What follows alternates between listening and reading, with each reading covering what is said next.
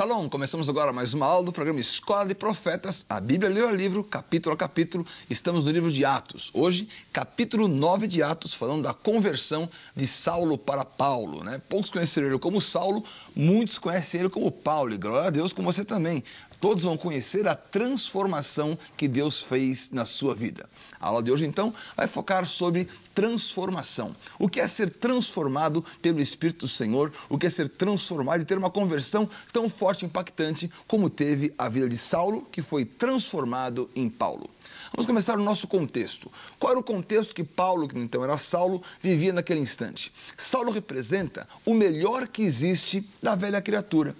Pois é, você acha que você é o melhor que existe, que você não precisa de salvação, que você não precisa ser transformado, que as suas finanças vão bem, que a tua família vai bem, que a tua cultura vai bem, que a tua religião vai bem, que tudo com você vai bem. Saulo era uma pessoa que tudo com ele ia bem. Então, o que ele precisaria? Ele precisaria ser transformado. Você já entendeu que você precisa ser transformado? Que há algo em você que, por mais que você imagine que vai bem, ele ainda representa a velha criatura enquanto você não renasceu, enquanto você não teve uma experiência do novo nascimento. Então Paulo precisava renascer em Cristo. Ele estava realmente preso naquilo que era a religião judaica. Então Paulo era uma pessoa triplamente qualificada. Era uma pessoa com um currículo invejável. Ele poderia entrar em qualquer empresa hoje e se dar muito bem, porque ele tinha realmente muito background, muito contexto de qualificação. Então Paulo ele tinha a melhor religião, que era a religião hebraica. Ele tinha a melhor cultura, que era a cultura grega. Ele tinha o melhor modelo político, ele era cidadão romano. O que uma pessoa dessa precisava? Talvez não precisasse de mais nada. Aos olhos humanos, ele estava completamente satisfeito e preenchido com a sua vida. Ele se julgava alguém resolvido.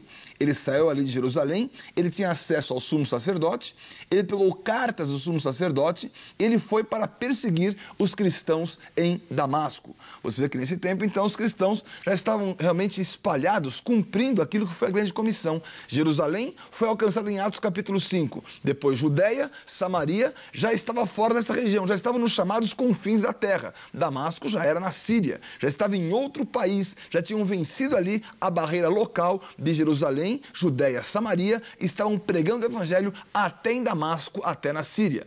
Agora, o evangelho foi expandido e a perseguição também se expandiu. E foram perseguir os cristãos lá em Damasco. Quem foi perseguir os cristãos de Damasco? Justamente Paulo. Saulo, naquele instante, uma pessoa altamente qualificada. E o que aconteceu? Ele estava chegando em Damasco quando ele teve uma experiência que ele não imaginava, né? Um pedágio inusitado ao meio do caminho. Na verdade, não foi ao meio do caminho. Ele estava chegando já perto de Damasco quando Deus o alcançou.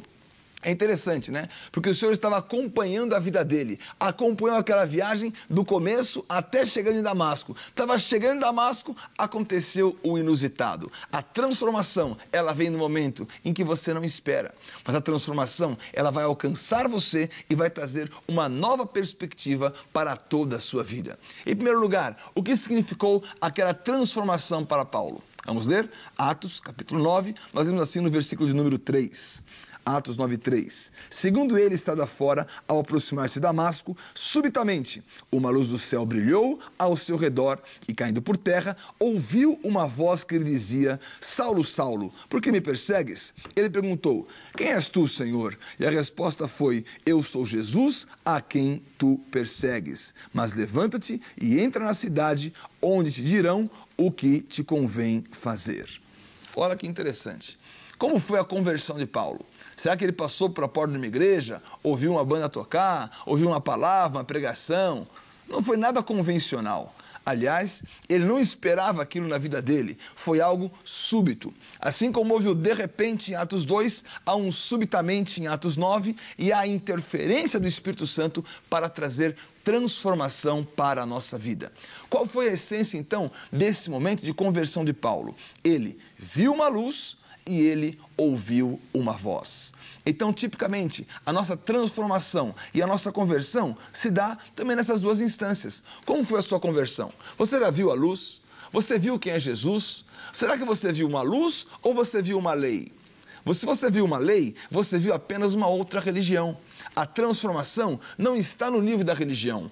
Paulo tinha a melhor religião, ele não precisava mudar de religião. Ele tinha a religião judaica, ele era o melhor da religião judaica, da tribo de Benjamim, circuncidado ao 8º dia. Lá em Filipenses 3, ele faz a descrição do seu currículo ministerial dentro da religião judaica, considerado o melhor. Inclusive foi discípulo de Gamaliel, que era um homem realmente de muito conceito.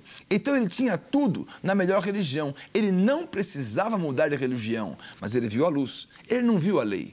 Quantas pessoas hoje que estão presas a uma lei religiosa, que diz, faz isso, não faz aquilo, isso pode, isso não pode, não tem uma vida no espírito que caracterize uma transformação. Então o que você precisa ter para ser transformado é ver a luz. Não só ver a luz, mas ele também ouviu a voz. Quantas pessoas, são resistentes à autoridade? Mas Jesus, quando transforma você, te coloca numa estrutura chamada corpo de Cristo. Nessa estrutura, como é que ela funciona? Ela funciona com a direção do cabeça. O cabeça é Jesus e dá a autoridade que ele estabeleceu para cada um dos membros do corpo ter a sua função e ter a condição de realizar todas as coisas com excelência debaixo dessa ordenação e debaixo dessa autoridade. Paulo, ele ouviu uma voz. Sabe o que a voz fazia para Paulo? A voz estava questionando a Paulo, porque o Evangelho é um questionamento da sua maneira de viver. O Evangelho é um questionamento dos céus de Deus, não apenas de regras da sua vida, porque não tem nada a ver com religião, mas justamente da sua maneira de agir, do que você está fazendo. E a pergunta que Jesus fez para ele foi, Paulo, por que você me persegue? Olha que interessante, Ele não perguntou por que você me persegue como um sussurro no seu ouvido, ou dizer, Paulo, tudo bem, eu sou Jesus, tal, eu represento o reino de Deus, eu estou aqui para você. Eu queria saber o seguinte, por que você está me perseguindo? Não, ele derrubou Paulo. Ele derrubou Paulo, ele cegou Paulo, ele desarmou Paulo e disse, por que você me persegue? Dizendo, olha, vai ser inútil você me perseguir. Eu sou muito mais forte que você. Por que você me persegue? Eu posso te derrubar a hora que eu quiser. Quantas pessoas pensam que estão satisfeitas na sua condição, mas na verdade, no seu íntimo, eles estão perseguindo a obra de Deus, estão se distanciando do que Deus preparou para o seu coração. Então a tua transformação, ela vem com esse questionamento. As pessoas ou elas estão perseguindo o corpo ou elas estão edificando o corpo. Sabe, para você, vou dizer uma coisa importante. Nessa batalha, ninguém está neutro. Você pode dizer assim, eu não creio em Deus. Você está perseguindo o corpo de alguma maneira. Quando você está numa posição de aparente neutralidade, você está na perseguição. Você está contra aquilo que é o mover de Deus preparado para as nossas vidas. Agora, Paulo, então, naquele instante, ao ouvir a luz, ao ouvir a voz, ele perguntou, quem és tu? Ele tinha até uma condição de soberania, Dizer, quem você está me perguntando? Quem é que me derrubou? Quem conseguiu me derrubar? Quem me derrubou do cavalo? Eu caí do cavalo, eu estou prostrado em terra, eu estou cego. Quem conseguiu fazer isso comigo? Eu sou Saulo, o melhor da religião hebraica, o melhor da cultura grega, nascido em Tarso, o melhor da condição política romana, cidadão romano. Quem é essa força que me derrubou? Quem é essa força que me está tirando o meu status anterior e me está colocando uma nova vida? Ele perguntou, quem é? Ele disse, eu sou Jesus, a quem você persegue. Agora, quem Paulo perseguia? Ele não perseguia Jesus diretamente, ele perseguia as pessoas que pertenciam à igreja e ao caminho. Justamente a palavra caminho significa e designava as pessoas que eram seguidores de Jesus, aqueles que eram do caminho. Por isso que Jesus disse, eu sou o caminho, a verdade e a vida. Hoje nós estamos num caminho apostólico. O caminho apostólico é o caminho que o Senhor abriu. Abriu para que a igreja, que é a igreja apostólica, ela possa realizar as consequências de um caminho aberto, possa mudar os cenários, possa trazer novidades para todos, possa efetivamente trazer o poder dessa transformação.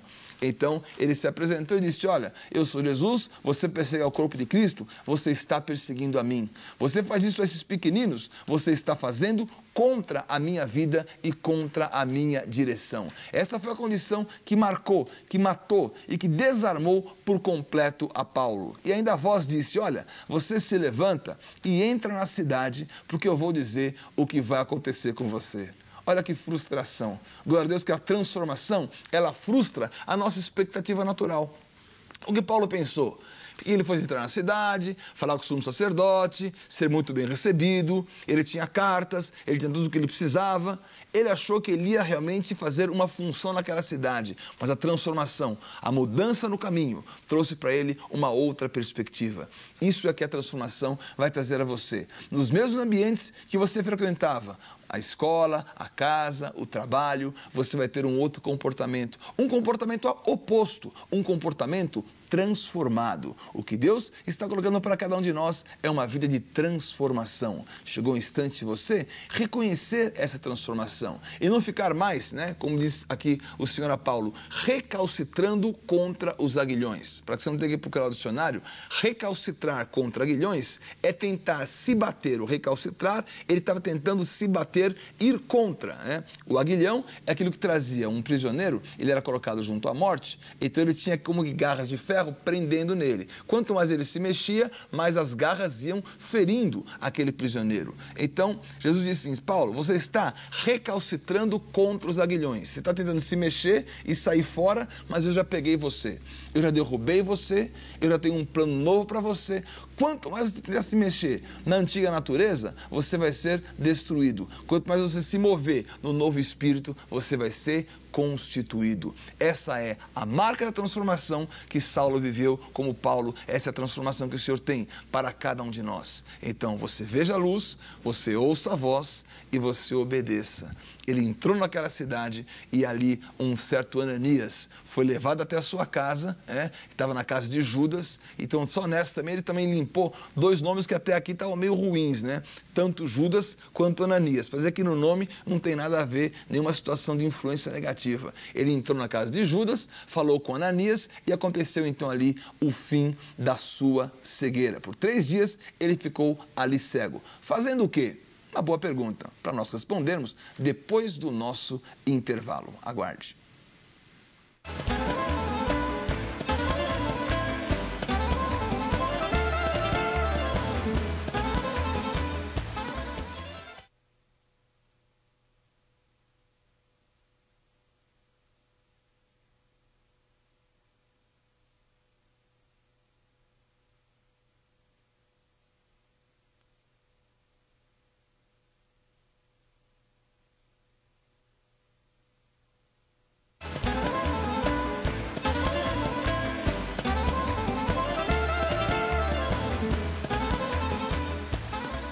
Estamos de volta aqui para responder a pergunta que ficou antes do intervalo. Paulo ficou cego 3 dias. O que ele ficou fazendo aqueles 3 dias? Bom, aí a pergunta para você.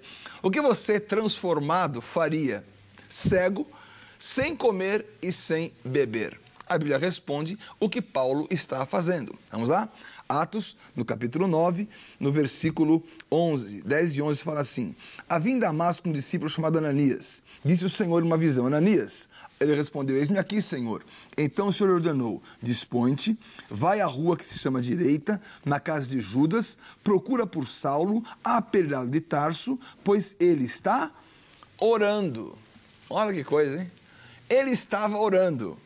Quando você se converte, quando você é transformado, sabe o que você tem que fazer? Ora, se impõe a você mesmo essa condição de Saulo, que foi transformado em Paulo, para viver uma vida espiritual maravilhosa. Ele estava orando, sem poder enxergar, sem comer e sem beber. O que você faria da tua vida? E a transformação, ela vem justamente nesses níveis. Quando você se converteu, a tua visão mudou. Porque ele ficou sem enxergar? Porque a visão que ele tinha o levou à cegueira. Como está a tua visão? Você é o maior homem de negócios, você é a pessoa mais importante que existe, você é a pessoa mais educada, culturalmente capacitada. O que toda essa visão está levando você? No caso de Saulo, ele levou toda essa visão, o levou à cegueira. E infelizmente você pode imaginar, olha, eu fiz os melhores cursos. Paulo fez os melhores cursos da Grécia. A cultura grega até hoje está usada pelo humanismo nas empresas. Olha, eu sou o melhor da religião judaica, fariseu dos fariseus, circuncidado ao 8º dia, aos pés de Gamaliel. o melhor da religião, também o levou à cegueira. Olha, eu sou cidadão romano, eu tenho credenciais, eu tenho uma condição política invejável, passaporte vermelho aonde eu quiser. Pois é, tudo isso não te adiantou nada. A visão que você tinha, naturalmente, o levou à cegueira. E agora? Agora a marca final da transformação chegou para ele. Que marca é essa? A marca que você vai receber hoje. Vão cair as escamas dos seus olhos. O que você precisa é que, caindo as escamas dos olhos, você volte a enxergar uma visão espiritual, você volte a se alimentar, a comer. O que é a comida? A comida é o sustento. O teu sustento agora vai ser a palavra, o teu sustento agora vai ser o ministério, o teu sustento agora vai ser o seu chamado. Paulo voltou a comer e, finalmente, voltar a beber. O que significa o beber em relação ao comer? O comer é o sustento e o beber é a satisfação. Então, 3 coisas para você entender a transformação na sua vida: uma nova visão, um novo sustento e uma nova satisfação. E justamente Ananias entrou ali e orou pela vida de Paulo e disse: irmão Saulo, o Senhor te batiza agora com o Espírito Santo. Que coisa tremenda! Por imposição de mãos, ele recebeu o Espírito Santo e naquele instante as escamas caíram dos olhos. Você vai ter hoje essa experiência. Escamas no chão na tua vida. Lugar de escama para aquele que é apostólico, para aquele que está restaurado, para aquele que está ressuscitado, para aquele que nasceu de novo. Lugar de escama é no chão e depois no lixo. E para você, uma visão clara. Para você, um alimento saudável. Para você, total satisfação. Eu não sei aonde você está enxergando.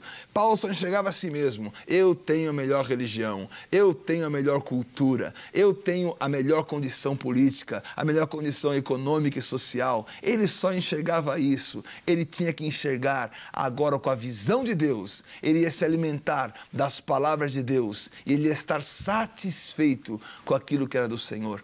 Sabe que tantas pessoas estão hoje bêbadas, literalmente, né? Nas bebidas desse mundo aí, porque elas estão insatisfeitas. A máquina de satisfação é essa: a pessoa chega num bar ali, enche a cara e está insatisfeito. Agora, se você beber da água da vida, olha, você vai ficar plenamente satisfeito. Quer ser transformado? Venha renascer. Venha se alimentar de uma palavra que não é lei. É uma palavra que vai trazer luz à sua vida. E venha ter na sua vida rios de água viva fluindo do seu interior. Então, Saulo, agora como Paulo, recuperou toda essa potencialidade e mostrou 100% o valor e o poder de ser alguém transformado. A aula da transformação fica por aqui. Vamos agora conferir a frase do dia.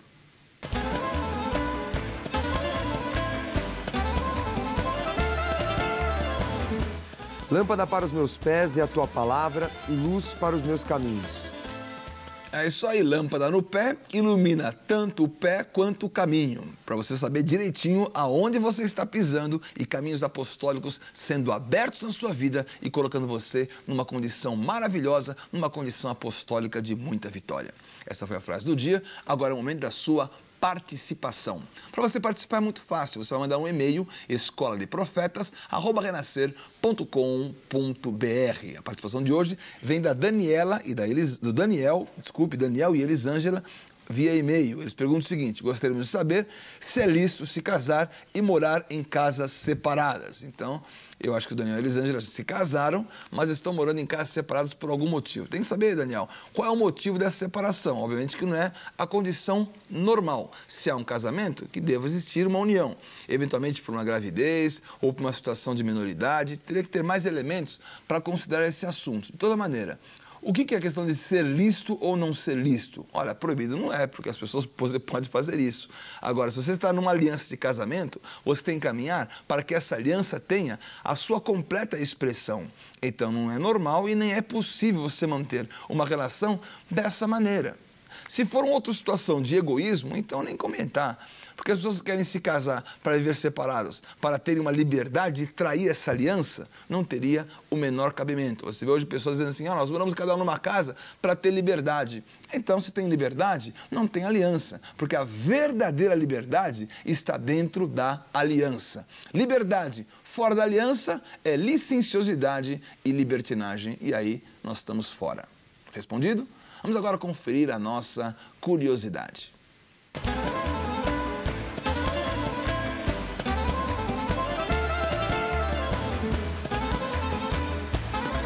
Você já ouviu falar dos zelotes? Eram homens parecidos com os fariseus, mas não concordavam com o domínio romano sobre a nação, por isso apoiavam as revoltas. Um dos discípulos de Jesus, Simão, fazia parte deste partido.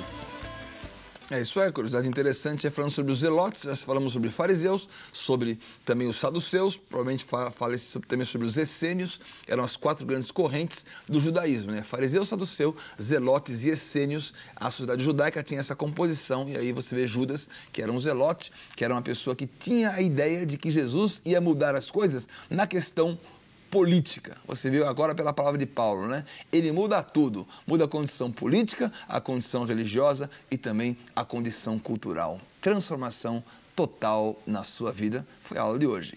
O programa está chegando ao final. Agora é o momento da nossa oração. Participe dessa oração e ligue a tua vida para viver uma poderosa transformação.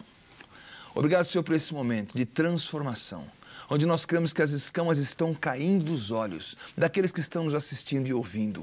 Que o Senhor mesmo fale com eles. Que venha agora, Senhor, a tua voz. Que brilhe agora a tua luz. Que possam tirar, Senhor, as coisas que parecem tão importantes em suas vidas, mas que não nos trazem satisfação. É o Senhor a nossa verdadeira comida e a nossa verdadeira bebida. Traga então desse poder. Traga então dessa unção. Traga então aquilo que nós precisamos para caminhar e avançar numa dimensão espiritual que só o Senhor conhece e que só o Senhor tem para nos oferecer. Derrama sobre cada um de nós dessa porção e desse entendimento. Nós clamamos agora, vem Jesus, vem trazer transformação. Que venha a transformação agora e possamos entrar em Damasco de maneira poderosa, de maneira triunfante, expressando que em nós houve um renascer em Cristo. Guarda cada coração debaixo dessa palavra e dessa unção, em nome de Jesus.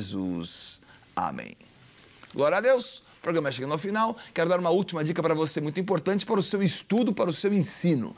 É você entrar realmente na ESAR, www.esar.edu.br. Já vai ter aí também para você um portal do conhecimento. Vai ser aí um sucesso. Você vai aguardar nas próximas aulas. Vamos falar desse portal do conhecimento. Mas entre agora na ESAR para cursos ministeriais e cursos também de pós-graduação e cursos maravilhosos para você. Nossa sede Lins Vasconcelos, 1108 no Cambuci, eu em São Bernardo do Campo, Jurubatuba 1585, Faria Lima 1400. Apóstolo Estevão está no Espaço Renascer, ali na Almeida Lima 1290. O programa chegou ao fim, nunca se esqueça, Jesus vive e Yeshua Rai, a paz do Senhor, Shalom Adonai.